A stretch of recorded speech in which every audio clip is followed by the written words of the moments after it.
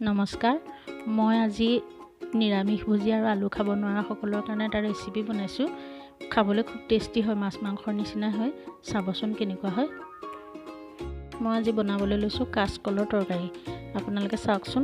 এইটো সাধাৰণতে মানুহে ভাজিয়ে খায়, বৰ টেষ্ট নাপায়, কিছুমানে খায়। এনেই মুৰমুৰীয়াকৈ ভাজি খাই ভালো লাগে বাৰু। আজি মই বেলেগ এটা ধৰণে বনাইছোঁ, চাওকচোন। এই কাৰীখন বনাবৰ কাৰণে মই দুটা কাচকল ধুই ভালদৰে বাকলি গুচাই চকলকৈ কাটি ল'লোঁ।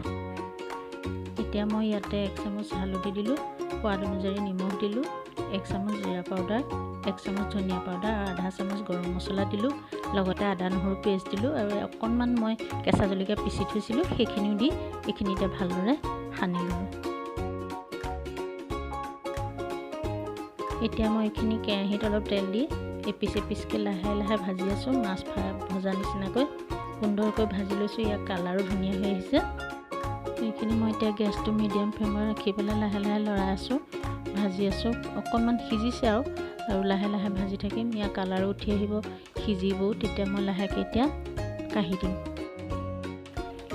এতিয়া মই ভাজি হোৱা কলখিনি কাঢ়ি লৈ সেই তেলতে কেইটামান কালজিৰা দিলোঁ আৰু ডালচেনি, ইলাচি দুটামান দিলোঁ, লগতে দুটামান শুকান জলকীয়া দিলোঁ, তেজপাত দিলোঁ।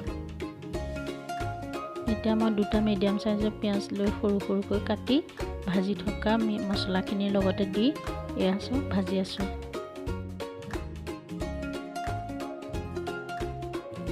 এতিয়া মোৰ পিঁয়াজখিনি ভজা হৈ গৈছে, সিজি গৈছে আৰু কেঁচা গোন্ধ মাৰ গৈছে।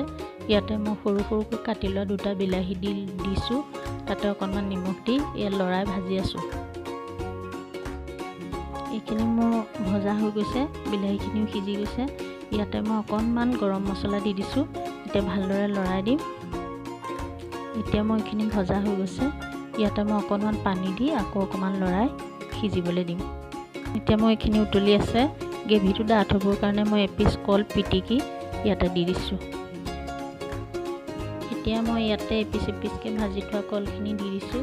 এইখিনি লাহে লাহে লৰাই এপিচকৈ তাত দি মিলাই দিম, যাতে তাত দিয়া পাচলিখিনি মছলাখিনি সকলো তাত কলখিনিৰ লগত লাগি ধৰে।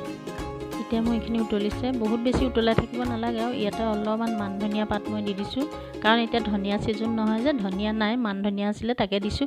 গোন্ধটো কিন্তু বহুত ধুনীয়া হৈছে, নিৰামিষভোজীসকলে খাই খুব ভাল পাব। মোৰ এতিয়া এইখিনি হৈ গৈছে, খুব এটা সুন্দৰ কালাৰ আহিছে, গোন্ধ ওলাইছে। সঁচাকৈ এনেকৈ বনাই খাই বহুত টেষ্টি হয়। আপোনালোকে যদি মোৰ চেনেলটো ভাল পাইছে, লাইক, কমেণ্ট আৰু ছাবস্ক্ৰাইব কৰিব।